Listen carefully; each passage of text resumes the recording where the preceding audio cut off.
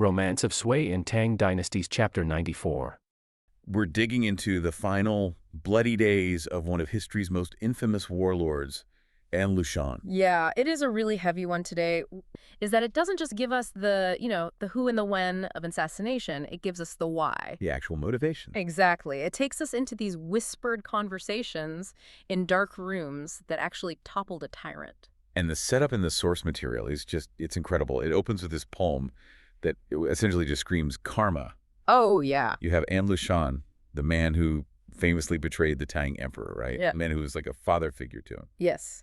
And now the universe is balancing the scales. He's about to be betrayed by his own flesh and blood. That connects perfectly to the central theme here. The intro sets this stage of dramatic irony right from the jump. Right. It talks about how Lushan turned against the emperor, violating that core bond between subject and ruler. But in the Confucian worldview, that's also violating the bond between son and father. So the text is telling you right from the start, retribution isn't coming from an opposing army on the battlefield. No, it's coming from inside the house. Exactly. Which is always the scariest place for it to come from. Yeah. To really unpack that collapse, we aren't just looking at the mechanics of the murder. Though we will definitely get there. Oh, we get there. Yeah. But we want to understand the toxic pressure cooker environment that Lushan created, the environment that made his death inevitable. Right. I mean, we've got a blind warlord, a terrified, quote-unquote, stupid son, a battered strategist, and an abused servant. It is quite the cast. It really is. And I think the key insight the source offers is that these aren't heroes. They aren't rising up for democracy or justice. They are just desperate, frail people trying to survive a monster that they actually helped create. Let's set the scene then. We are in the depths of the rebellion, around 757 AD. Where is Lushan mentally and physically? Well, Because in the popular imagination, he's this conquering giant, this unstoppable force. But the source paints a very different picture at this stage. a very different picture. By chapter 94, Lushan is physically deteriorating. He has gone completely blind. Blind, that's a massive detail. It changes everything. Completely. And the source explicitly links his physical darkness to his psychological state. Oh, interesting. Yeah, it says his temperament became more violent specifically after losing his sight. You really have to imagine the psychology there. Right, because he's a warlord used to absolute control. Exactly. He's used to dominating every room he walks into, and suddenly he's vulnerable. He can't see who is in the room with him. He can't see if someone is, rolling their eyes or reaching for a weapon. That has to be a massive trigger for paranoia. If you build a career on stabbing people in the back and suddenly the lights go out, you probably assume everyone is holding a knife. That is exactly what happens. He becomes secluded deep in the palace. His generals, his ministers, the people who need to actually run the war, they can barely get a meeting with him. Wow. He's completely isolated. But for the people who are in his inner circle, life has become an absolute nightmare. The text mentions that he is whipping people constantly. And this isn't just like occasional discipline, right? The source focuses on two specific people who are taking the brunt of this. Right. First, there is Lijur. He is Lushan's personal eunuch. Okay. This is the guy who dresses him, feeds him, guides him around. He is indispensable. He is effectively on Lushan's eyes at this point. Yes. Yet, the text says he is being whipped day and night. Which seems incredibly short-sighted, pun intended. Oh, right. You are blind, and you are brutally beating the person who acts as your guide. It's totally irrational. But it gets worse. There's also Yan Zhuang. He's a high-ranking minister, a really trusted strategist. Right, the brains of the operation. Exactly. And Lushan relies on him to actually manage the rebellion, to move the troops, to handle the logistics. Yet even Yan Zhuang is getting whipped for minor disagreements. See, that's where the tyrant's dilemma really kicks in. Oh, for sure. You use fear to control people, but eventually you become so scary that your most competent people, the strategist and the personal attendant, they stop thinking about how to serve you, and they start thinking about how to survive you. That is the crux of it. The source material makes a really poignant observation here. It says that because Lushan beats everyone harbors resentment. Yeah. He thinks he's asserting dominance, but he's actually just creating a room full of people who want him dead. He has removed their loyalty and replaced it with pure survival instinct. And when you force people into survival mode, they become capable of anything. Anything at all. So you have this atmosphere of terror. But terror alone usually leads to paralysis. People just freeze up. Right. What kicks this into high gear is the family drama. This isn't just a bad boss story, it's a succession crisis. Correct. This is the spark that ignites the whole thing. An Lushan has an heir, the crown prince, An Qingsu. Okay. But the relationship is strained, to put it mildly. The source is actually pretty brutal regarding Qingsu, isn't it? It doesn't exactly paint him as a misunderstood genius. It doesn't pull any punches. It describes the crown prince as stupid and dull. Ouch. Yeah. He's not a master tactician. He's not charismatic. And crucially, he is currently out of favor. And Lushan has a favorite concubine, Lady Duan, and she has a son named An Qinggan. I think we all see where this is going. Oh, yeah. It's the classic, replace the heir with a favorite move, a tale as old as time. Exactly. And Lushan loves Lady Duan and her son, and he's actively planning to depose Qingsu. Wow. Now, in a modern context, getting disinherited means, you lose the trust fund, or maybe you don't get the family business. Right. But in a warlord's family during a violent rebellion, getting deposed is usually a death sentence. Right. You don't just retire to the countryside to paint landscapes. You're a loose end. Precisely. A deposed prince is a massive threat to the new heir. Qingsu knows this. He's terrified. He is. He's being beaten by his father. He knows he's losing his status, and he fears for his life. So he does what anyone in his position would do. He summons Yan Zhuang, the strategist, for a secret meeting. Basically saying, help me, I'm gonna die. Essentially. And this is where the character of Yan Zhuang really becomes fascinating. The source calls him a wicked thief who is accustomed to inciting rebellion. A wicked thief. That's a really interesting characterization for a strategist. It is. It implies he's not doing this out of the goodness of his heart or loyalty to the prince. Not at all. He hates An Lushan because of the beatings. Remember, he's getting whipped too. Right. But he looks at Prince Qingsu, this quote-unquote stupid prince, and he doesn't just see a victim, he sees an opportunity. He realizes that if he helps Qingsu survive and become emperor, he, Yan Zhuang, will be the actual power behind the throne. He sees a puppet. He sees the perfect puppet. So during this secret meeting, Qingsu asks for a strategy for self-preservation. Okay. And Yan Zhuang lays it out cold. He tells the prince, if Lady Duan's son takes the throne, you aren't just losing a title. Deposed princes don't survive. So he's raising the stakes to life or death immediately, just to ensure compliance. Yes. He's making sure the prince understands there's absolutely no middle ground here. He has to push Qingsu to the edge. And then he uses this fascinating philosophical analogy to trap the prince. This is really the intellectual core of the chapter. Okay, I wanted to dig into this because it sounds like a weird metaphor, but it's actually a deep cut from Confucian philosophy, isn't it? It is. He talks about the concept of the small stick versus the big stick. Right. It refers to how a son should react to a father's discipline. The idea is if your father hits you with a small stick, light discipline, you stand there and take it. Because that's your duty as a son, to accept discipline and show respect. Exactly. But if he comes at you with a big stick, something that could actually kill or maim you, you were supposed to run away. Wait, really? So the filial thing to do is to run away?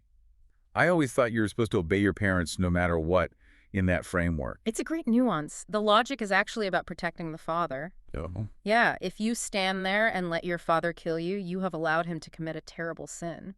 Wow. You've allowed him to become a murderer of his own kin. So running away is actually the filial thing to do because it saves your father's soul from that crime. That is a brilliant loophole, basically saying, I'm running away for your sake, Dad. Exactly. It frames self-preservation as an act of love. Right. So Qingsu is probably thinking, okay, great, I'll just run away, I'll escape the palace. But Yan Zhuang slams that door shut. He twists the logic. Oh. He says to the prince, sure, normally you'd run. But An Lushan isn't just your father, he is also the king. Oh. And you can't run from the king. Exactly. The king's authority is absolute and reaches everywhere. Yan Zhuang says, a single order on a piece of paper ensures your death. Right. There is nowhere to run. If the king wants you dead, you're dead. You can't hide in the next province. You can't go into exile easily. The world just isn't big enough to hide from An Lushan. That is terrifying. He's basically telling him the Confucian loophole is closed. Yeah. You are trapped in the room with the monster. He tracks him completely. Yeah. He says, with a father who is also a monarch, there is no place to hide. So he presents the only alternative left. If you can't run and you can't stay, You have to strike. you have to strike. He's pushing him toward parricide, Yep. killing his own father, Yes. which is the ultimate taboo in their society. Right. How does he justify that to a prince who is clearly hesitant? He uses An Lushan's own history against him. This is the karma aspect coming back around. Okay. He reminds the prince that An Lushan was a subject of the Tang emperor. He was even an adopted son of the famous Yang Guifei. They had a bond. Right. But when An Lushan felt threatened, what did he do? He rebelled. He burned the capital. He tore the empire apart to save himself. Exactly. He turned disaster into fortune by betraying his master. Yan Zhuang argues that desperate times call for desperate measures. Wow. He tells the prince, essentially, your father did it to become king. Now you have to do it to him to survive. It's that cycle of violence again. The logic of the rebellion is just eating itself. Yeah. Dad taught me that power matters more than loyalty, so I'm using his lesson. Exactly. And Qingsu, who the text reminds us is not very bright and very scared, buys it. He agrees. He just wants to live. Right. He says, I don't want to die. But, and this is a really key detail, he can't do it himself. Because he's too scared to hold the knife. Or is it more of a status thing? Likely both. He lacks the nerve and probably the physical access to get close enough without arousing suspicion. Makes sense. So he tells Yan Zhuang they need a third person, someone to do the dirty work. And Yan Zhuang knows exactly who to call. Liswer, the eunuch we mentioned earlier. A man who is beaten every single day. This recruitment scene is honestly one of the most vivid parts of the source text for me. It's not some formal job interview in an office. It feels like a noir film. It really does. Yan Zhuang invites Liswer to his home for drinks that night. Just two battered men sharing a bottle in the shadows. Right. And the first thing Yan Zhuang asks is, how many times were you whipped today? Wow. He goes straight for the wound, Yeah. bonding over the abuse. It's a very manipulative intimacy. Yeah. Liswer complains that it's endless, that he's literally lost count. Yeah. And Yan Zhuang says, me too. I'm a high minister, and even I get beaten. But for you, it's going to be worse. How does he convince him, though? Because assassinating the emperor is a good way to get executed by torture. I mean, it's high treason. He uses status and inevitability. He tells Liswer, look, I'm an official, so maybe I have some protection. But you're a servant. Right. When An Lushan eventually snaps completely, he's going to kill you just for fun. It's not a matter of if, but when. He's stripping away any hope Liswer has of just keeping his head down and surviving. He's telling him, you are already a dead man walking. Correct. He paints a picture of inevitable death. And then he offers an alternative. He says, look, An Lushan has violated the rules. He's not acting like a benevolent father or a polite ruler. The mandate is gone. And how does Liswer react to that? Does he hesitate at all? This is actually my favorite part of the text. Liswer has this moment of pure existential clarity. Oh. He rips open his shirt, maybe shows his scars, and says, a man has but one death. A man has but one death. That is such a heavy line. It changes the energy of the scene completely. He says, essentially, I can die like a dog, beaten to death for no reason in a dark room. Yeah. Or I can do something earth-shattering. I can leave a name in history, even if it's a bad name. That is chilling. It's the absolute rage of the powerless. Exactly. He decides that if he's going to go down, he's taking the tyrant with him. He'd rather be a famous assassin than an anonymous victim. Precisely. It's the ultimate backlash. He asks if the prince is on board, and Yan Zhuang assures him, perhaps stretching the truth a bit regarding the prince's enthusiasm, that the prince has given them free rein. So they have the motive, they have the team. Now they just need the plan. And from what I gathered, they have to move fast. This isn't a months-long conspiracy. No, it's immediate. Liswer insists on action. He knows An Lushan's moods change instantly. Right, they could be dead tomorrow. If they wait, they might be executed before the sun even comes up. And there's a specific opportunity they exploit, right? Something about An Lushan's health. Yes. And Lushan is suffering from severe eye pain. His blindness is causing him physical agony. Okay. And because of this, he isn't sleeping with any women or concubines. He's sleeping completely alone in a side palace. Which means no witnesses. That's crucial. Exactly. But there is one major obstacle, and Lushan is paranoid. Naturally. Even blind and in pain, he keeps a sharp blade, a sword, or a dagger under his pillow at all times. He's ready to fight even in his sleep. He is. So Liswer's plan is very specific. He knows the room. He knows the layout better than anyone. He plans to sneak in the next night. But he can't just attack. Right. The first move has to be to steal that weapon from under the pillow. Disarm the blind man first. Right. Once a weapon is gone, the tiger is toothless. That's the plan. They agree to do it the very next night.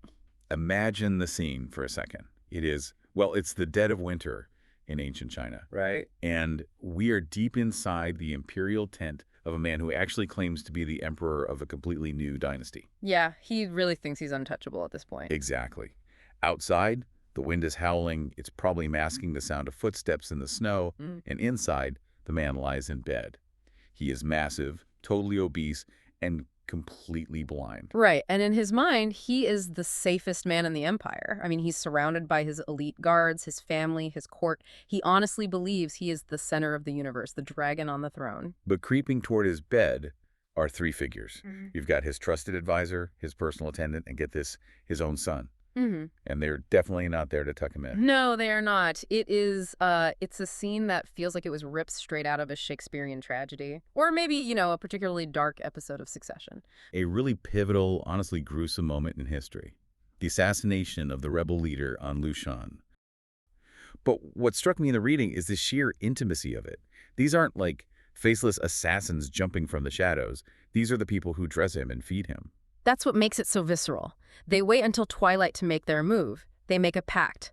And Kingsu the son and Yan Suang hide short swords or knives right in their sleeves, and they just bluff their way into the palace. They just walk in. They claim they have urgent business to report, and because of their high rank, the guards don't even check them. Security 101 failure right there. A massive failure. They walk right in, they stand guard outside the tent, while Lezuer, the attendant, goes inside. And Lushan is already asleep behind his curtain, and remember, he relies entirely on sound and touch at this point. The text says Lezuer rushes into the tent with a large knife. And this is the part when the text gets incredibly specific, like almost uncomfortably so. It really does. Lezuer lifts the blanket. He sees Lushan's exposed great belly, and without hesitating, he strikes. He drives the knife straight into his stomach. Now, you'd expect a man of that size who is asleep to just, collapse, die instantly. But he fights back. It's pure warrior instinct. He wakes up in absolute agony, and his first move is to reach under his pillow. He always kept a sword there for protection. But the conspirators knew that. Exactly. They had removed it earlier in the day. So here is this blind, dying emperor reaching for a weapon that just isn't there. He grabs the tent pole instead and shakes it, screaming out a line that really resonates. He yells, "This must be a household thief making trouble." A household thief. That is chilling. Isn't it? Even in his dying moment, he identifies the betrayal. It's not an enemy soldier, it's someone from his own house. He knows immediately. And the description of his death is, well, the text doesn't hold back. It says his intestines spilled out several dew. Yeah, and just to clarify for you listening, a dew is an ancient unit of measurement. It's roughly 10 liters. So we are talking about a massive, massive amount of physical trauma. It is a messy end for a guy who caused so much mess in the empire. But there is a fascinating literary detail here that the source highlights. It's a sort of karmic irony regarding who actually dealt the killing blow. I caught that too. It referenced a poem or popular song from the time. Yeah. And Lushan was often referred to as a dragon with a pig's head, basically a beast. And the man who killed him, Lezuer. His name, Zuer, literally relates to pig or little pig. So the pig dragon was killed by the pig. The text actually calls it heavenly justice. The whole idea is that a man who betrayed his emperor, his figurative father, is now betrayed and killed by his own son and his own servant. It's comic retribution coming full circle. It signals to the reader that this rebellion is completely spiritually bankrupt. Okay, so the deed is done. The emperor is dead. Now you've got a massive body. We're talking about a man who reportedly weighed over 300 pounds. And a room just full of blood. It's the middle of the night. How do they even cover this up? You can't exactly Weekend at Bernie's this situation. You would be surprised. The cover-up is almost as gruesome as the murder itself. They don't even try to move him out of the tent. They dig a hole several feet deep right there, under the bed. Wait, under the bed. Inside the imperial tent. Right beneath where he slept. They wrapped the body in felt and just buried it. They warned the palace staff to keep their mouths shut on pain of death, and the very next morning, they just announced to the court that Lushan was critically ill. That is incredibly bold. Just, the emperor, he's really sick, please don't go in the bedroom, and ignore the disturbed earth under the rug. Precisely. And this leads to the immediate crumbling of the rebel leadership's legitimacy. And King Yu, the son, claims the throne, But the text describes him as completely unfit. He's totally debauched. He starts sleeping with his father's concubines instantly. He murders his stepmother from the Duan clan and his own brother just to secure his spot. Real nice guy. So the rebellion has decapitated its own leadership and replaced it with a puppet. Right, because Ung King-su isn't even really in charge. Yan Suang, the advisor, holds the real power. The rebellion, which was once this terrifying force of nature sweeping across China, has turned into a sordid domestic soap opera of murder and lust. It's rotting from the head down. And here's the pivot. While the rebels are burying bodies under beds and fighting over concubines, the war is still happening. The machine keeps moving. And this new regime sends a massive army. 130,000 troops led by a general named Yin Ziki, and they're sent to attack the loyalist stronghold of Suyang. And this brings us to our second narrative, which acts as the perfect foil to the first. If the rebel camp is chaos and betrayal, the loyalist camp, led by General Zhang Shorn, is pure, terrifying discipline. I really want to talk about the defense of Yongqi first, which happens right before the big showdown at Suyang, because this is where we really see Zhang Sun's genius. He's facing a rebel commander named Linghu Chao. And get this, they were old classmates. It adds such a personal layer to the conflict. In the Suitang Yanyi, these relationships matter. Ling Herchao tries to use that old-school Thai connection. He sends a letter essentially saying, look, Zhenjiang, be realistic. The empire is crumbling. Staying in this isolated city is pointless.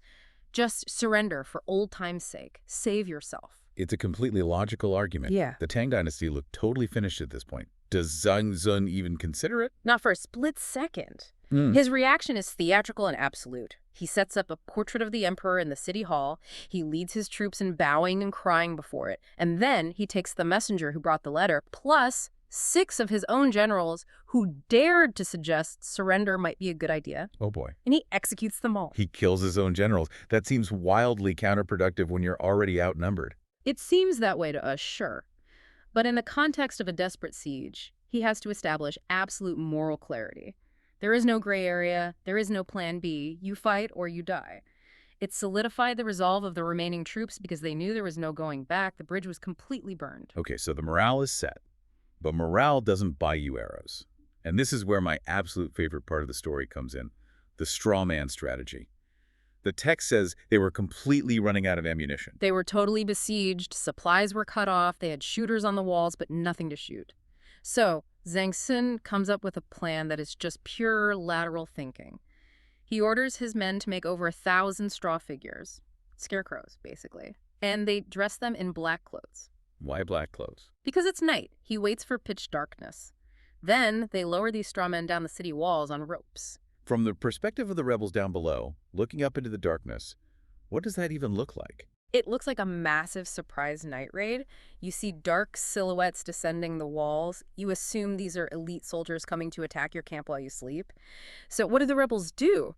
They panic. They start shooting arrows furiously at these figures to stop them before they hit the ground. Because they assume they have to kill them fast. So they're just pumping arrows into bundles of straw. Thousands of them. The straw men act like giant pincushions. And once they are full of arrows, Zhang Sun simply pulls them back up the wall.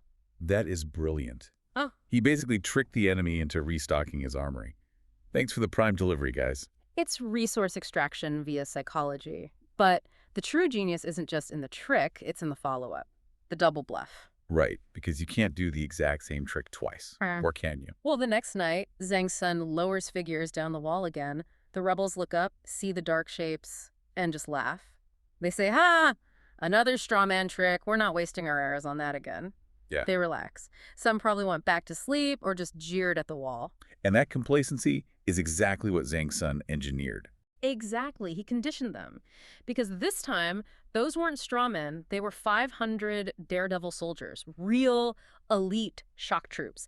They descend the ropes, hit the ground, and because the rebels aren't firing, they land totally unharmed. They charge the rebel camp. The rebels are completely unprepared. It's a massacre. They rout the enemy and break the siege temporarily. It's the classic boy who cried wolf, weaponized.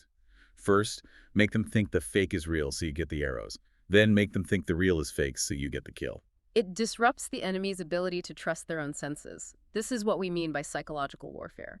Zhang Sun isn't just fighting the enemy soldiers, he's fighting the enemy commander's mind. Speaking of disrupting senses and sheer psychological dominance, we have to talk about General Lei Wanchen. This image is completely burned into my brain from the reading. Ah, Lei Wanchen. This is one of those moments that elevates a story from history to absolute legend. This happens during a siege. Lei Wanchen is standing on the city wall, commanding the defense, fully exposed to the enemy. He is a very high-value target. Exactly.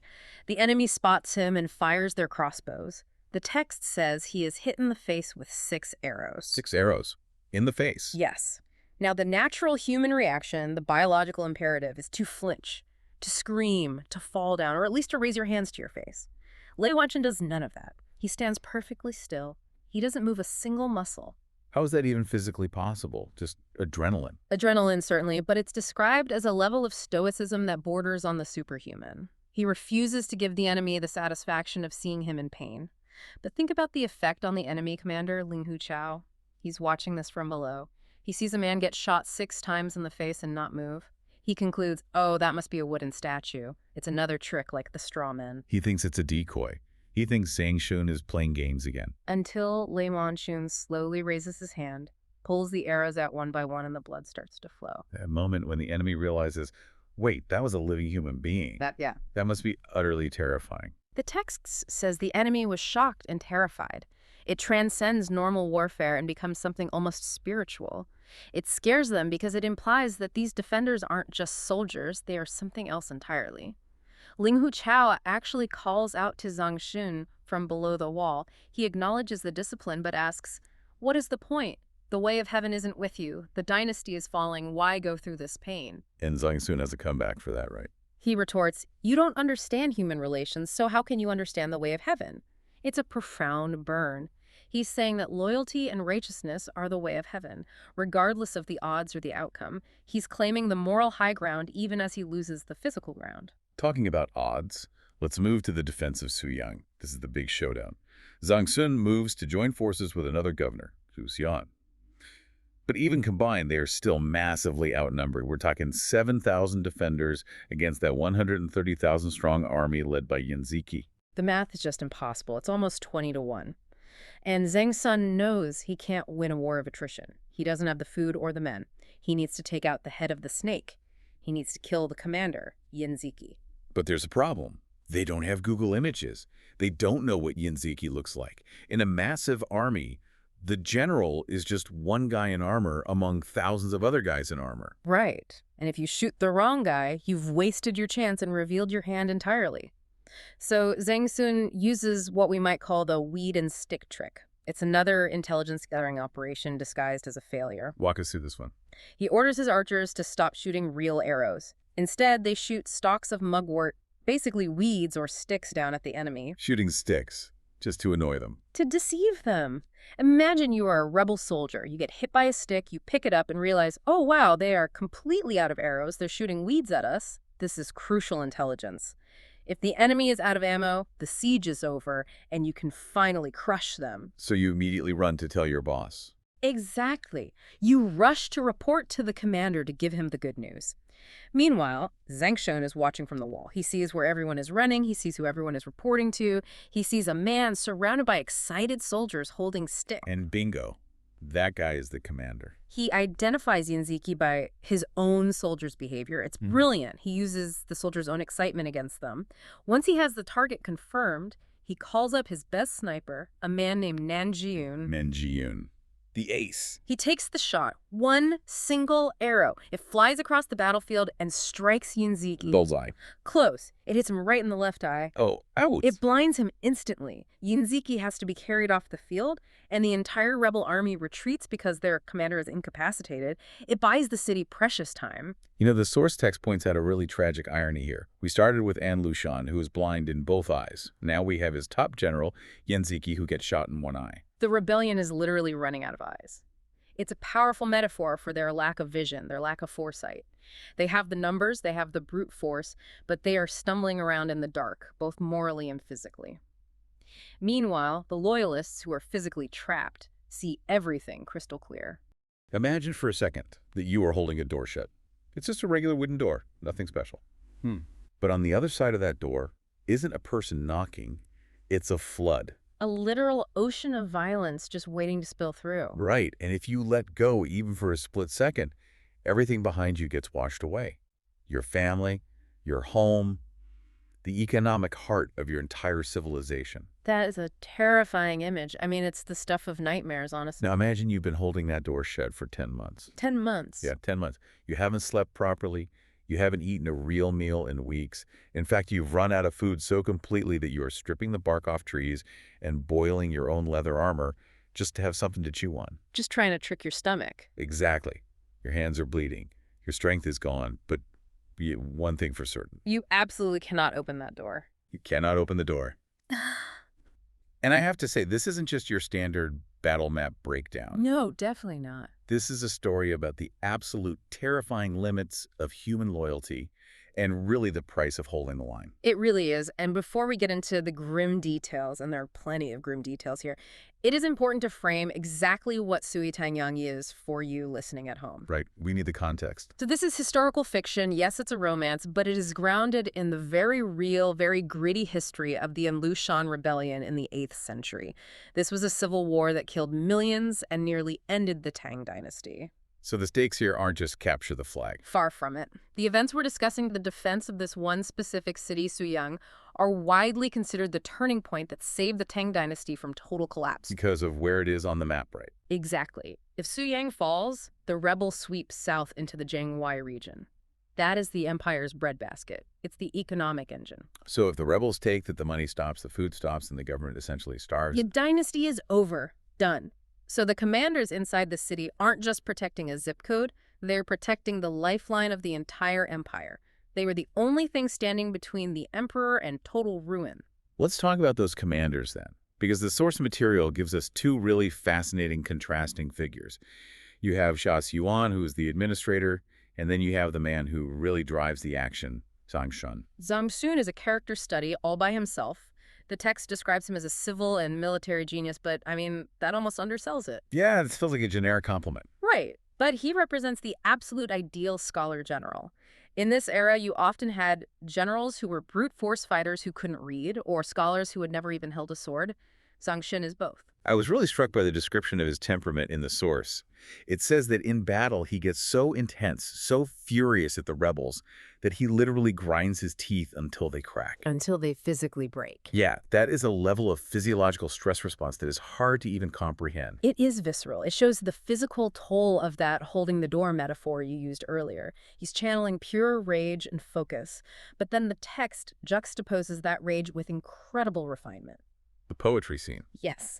There's this scene where, amidst the dust of war with the enemy camped right outside his walls, he climbs the city tower. It's night, the moon is out, and he hears the enemy soldiers playing flutes in the distance. And I feel like most generals in that situation would probably order an archer to shoot at the noise or just scream at them to shut up. Right. But Zhang Shun composes a poem. Hearing the flute in the army. Exactly. He writes about the heart of heaven and earth and the battle clouds. It's this profound moment of compartmentalization. He can be the teeth-grinding warrior one moment and the philosopher contemplating the cosmos the next. It's a wild duality. It is, and it's what makes him such a formidable leader. He's not just fighting with anger, he's fighting with a very deep sense of cultural purpose. But purpose doesn't fill empty stomachs. No, it does not. And that's the immediate crisis in the text. Before the fighting even hits its absolute peak, they are already in massive trouble logistically. And this involves the other commander, Xu Yuan. This is the tragedy of bureaucracy right here. Xu Yuan is the supply guy. He's the governor, and the text notes that he actually did his job perfectly. He had the food. He had stockpiled over 1 million shit of grain. That's a massive amount. Enough to withstand a siege for years. 1 million shit. That's immense. So where did it go? Did rats eat it or did it spoil? Worse. Politics ate it. Oh, of course. A superior official, the Prince of Guo, ordered him to transfer half of it to other commanderies before the siege even began. It's that classic friction between the person on the ground who knows exactly what's coming and the person in the capital looking at a spreadsheet or playing political favorites. So they give away half their lifeline. Because of that one order, when the siege ring finally closes, Suyang is already running on fumes. And the text gets very specific about what fumes looks like. It mentions rationing rice to a tiny cup per person. And this detail really stuck with me, mixing the rice with tea paper. Yes. Tea paper, tree bark, anything with cellulose. They were trying to trick their stomachs into feeling full. It's a slow starvation. You have to imagine the soldiers are getting weaker every single day. It's wasting away on the walls. But despite that physical weakness, when the enemy, the rebels, finally launch their major assault, the defense is incredibly robust. And this is where it turns into an engineering breakdown, which I love, because it shows that war isn't just about who hits harder. It's about who thinks faster. The rebels don't just run at the walls. They bring tech, specifically cloud ladders. The name alone is intimidating. It sounds almost mythic. It sounds majestic, but the actual description is terrifying. The text says they're shaped like a rainbow. These aren't just ladders you lean against a wall like you're cleaning your gutters. These are massive, arcing siege towers. Think of a mobile bridge on wheels. They put 300 elite shock troops on top of this structure. 300 men on one ladder. Yes. They wheel it up to the walls, and the rainbow arch allows them to bypass the moat and drop troops directly onto the ramparts. It's designed to overwhelm the defenders with a sudden, massive wave of violence. Because if you have 300 guys dropping on your head at once, the wall is lost. It's game over. But Zhang Sun sees this coming. And this is where that genius label really pays off. He doesn't try to outfight them. He out-engineers them. With the hidden holes? Yes, he builds a custom counter system inside the walls. It's a brilliant three-step mechanism. He has his men dig 3 hidden tunnels or holes right through the face of the city wall. From the outside, you can't even see them. It just looks like solid stone until it's way too late. So picture this if you're listening. The cloud ladder rolls up the rainbow, is about to drop its payload of 300 screaming soldiers, and Zhang Sun triggers the trap. Step 1 is the stopper. Right, so from the first hole, they thrust out this massive log. It slams into the base or the neck of the cloud ladder and just wedges it. Now the ladder can't move forward. It's stalled right in the kill zone. But the enemy isn't stupid. I mean, he'd just try to pull it back right out of range. They would try. But that brings us to step 2. From the second hole, another log shoots out, but this one has a giant iron hook attached to it. Oh, wow. It latches onto the ladder structure, so now you're pinned. You can't advance, you can't retreat. Those 300 soldiers on top are basically sitting ducks on a bridge to nowhere. It's like a parking boot for a siege tower. And then comes step 3, the destroyer. The finishing move. From the third hole, they swing out a log that supports an iron cage, and inside the cage is a roaring, fire-burning pitch wood coal. They swing this incendiary wrecking ball right into the wooden structure of the ladder While the soldiers are still on it. while they are trapped on it. The ladder catches fire, the structure collapses, and the elite troops are burned or crushed. It's brutal, but it's incredibly efficient. It turns the enemy's greatest weapon into a death trap. The rebels didn't stop there, though. They had other toys. The text mentions wooden donkeys, which again sounds almost cute, but I'm guessing it wasn't. Not cute at all. These are essentially the armored personnel carriers of the ancient world. Heavy wooden shelters on wheels covered in rawhide to stop arrows. They allowed miners to get right up to the base of the wall to dig underneath it without getting shot. And Zhang Shun's solution to that. Molten metal. The text calls it metal juice. Metal Juice, which sounds like a bad band name, but in this context is absolutely horrific. It is. He ordered metal, some sources say copper or iron, to be melted down and poured through chutes directly onto the wooden donkeys. It burns right through the rawhide, catches the wood on fire, and obviously anyone inside it neutralizes the threat instantly. What I find so fascinating here is the psychological impact on the enemy. The source says the enemy eventually just stopped attacking the walls. They were terrified of Wang Shun's his intellect. They realized they couldn't win that game. Right, they thought we cannot outsmart this guy. Every time we build a machine, he builds a better trap. That's the definition of a force multiplier. One man's brain was holding back an army of tens of thousands, so the rebels changed tactics. They decided if we can't beat his brain, we'll beat his stomach. They settled in for a total blockade. And this brings us to the emotional turning point of the story. You can engineer a trap for a ladder, but you can't engineer calories out of thin air. No, you can't. The city is dying. They need help. And Zhang Shun knows there are other imperial armies nearby, so he sends his best warrior, Nanjiun, to break out and get reinforcements. Nanjiun. This is one of the great tragic heroes of the period. The breakout scene described in the text is incredibly cinematic. He takes only 30 horsemen. Think about the odds there. 30 men against a siege ring of tens of thousands of rebels. The text says he charges straight into the enemy lines. He's shooting arrows left and right, never missing a shot. It's pure adrenaline. He actually smashes through the blockade and makes it to the nearby city of Linhuai. And this is where the story shifts from a war movie to a political thriller. Nanjun arrives, covered in dust and blood, expecting to find allies. Instead, he meets General Helan Jinming. Helan Jinming, if there's a villain in this story, maybe even more than the rebels themselves, it's him. Absolutely. Helan is sitting comfortably in a fortified city. He has a massive army. He has silos full of food. And Nanjun begs him. He says, Suyang is falling. We're eating paper. We are dying. Please send troops. And Helan says no. But it's not just a strategic no, is it? It's personal. It's deeply selfish. The text explains his reasoning explicitly. First, he was jealous of Zhang Xun and Xu Yuan's reputation. He didn't want to save them and let them be the heroes. Extremely. Second, he calculated very coldly that Su Yang was already doomed, so why waste his resources? He wanted to preserve his own strength to maintain his warlord status after the war was over. It's that Game of Thrones aspect. He's playing politics while his countrymen are being slaughtered. But then he does something that really twists the knife. He looks at Nanjun, this incredible warrior, and thinks I want to recruit him. Right. He ignores the plea for help, and instead he throws a banquet. He lays out a massive feast, music, wine, roasted meats. Picture that scene. Nanjun has been watching his friends starve to death for months. He probably hasn't seen a full meal in half a year. And this guy Helan spreads a buffet in front of him and says, forget them, join me. It breaks Nanjun. The text says he starts weeping. He stands up and says, my comrades back in Suyang haven't eaten in a month. I cannot swallow this food while they starve. And then he performs an act that is, well, it's shocking. To modern ears, it sounds insane. But in the context of the time, it was a supreme statement. He bites off one of his own fingers. He literally bites through the bone. Yes. The text is graphic here. It says blood and tears flowed like a spring. He presents the severed finger to Helan and says, I have bitten off a finger to show my sincerity. I am returning to report and die with them. Why the finger, though? I mean, beyond just the shock value of it, why not just yell at him or storm out?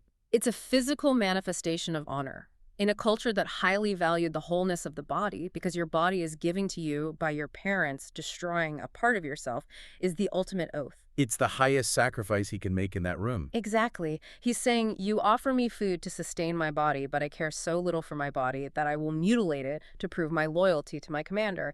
It completely shamed everyone in the room. The guests were literally weeping. But Helan still didn't send the troops. No. He was shamed, but he was still a calculator. He let Nanjun go, but he kept his army right where it was. I want to pause on Helan Jinming for a second.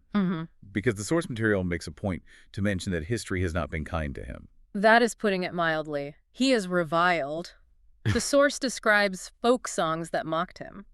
Things like, General Ilan, you have 10 fingers, but Nanjun only has 9. Wow. And there's a description of the temple of Zhang Suyang. In that temple, there is a statue of Helan Jinming. But not a heroic statue. No. He is cast in bronze, naked, bound like a criminal and kneeling. And the tradition for centuries was that visitors would strike the statue. You'd go to the temple to honor the heroes, and then you'd literally beat the statue of the traitor to vent your anger. It really speaks to how we view betrayal, doesn't it? We hate the enemy, sure, the rebels are the bad guys, but we loathe the traitor on our own side. Precisely. Yes. The enemy attacks your walls. That's their job. The traitor attacks your trust. That's a violation of the social contract.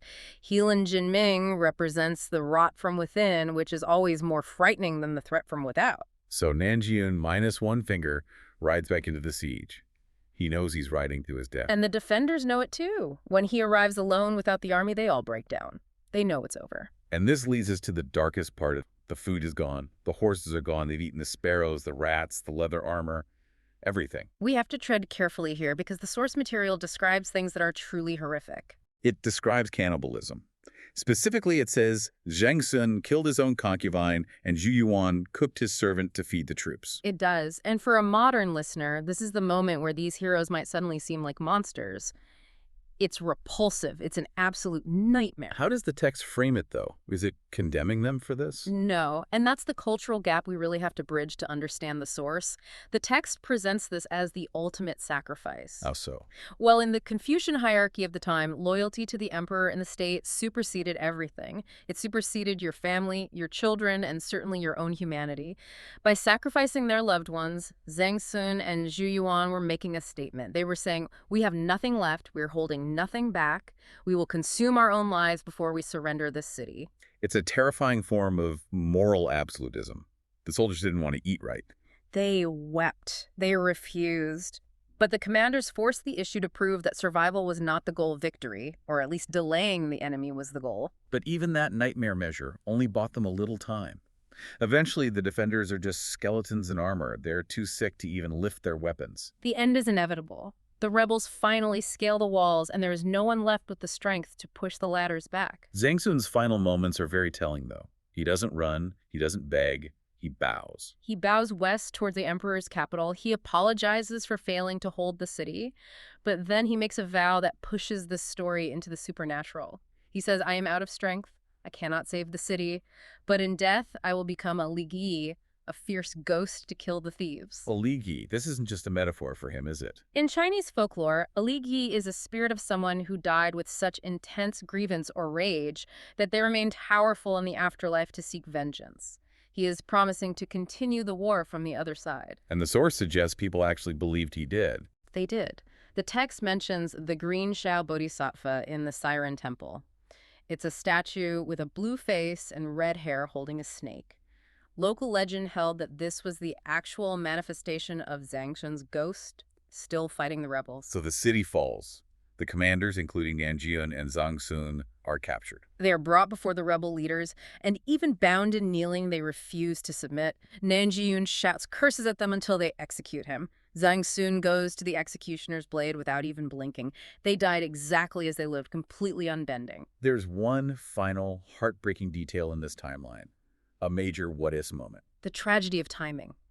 A relief force, a real one, led by a general named Zhang Hao, arrived at Suiyang just 3 days after the city fell. 3 days. 72 hours. If they had held on just a little longer, or if the relief had been just a little faster, they might have survived. That is gut-wrenching. Was there any justice for the betrayal? Did Helan Jinming get away with it? Well, the relief commander Zhang Hao was furious. He found another general, Yang Qishao, who had also refused to send aid very similar to Helan.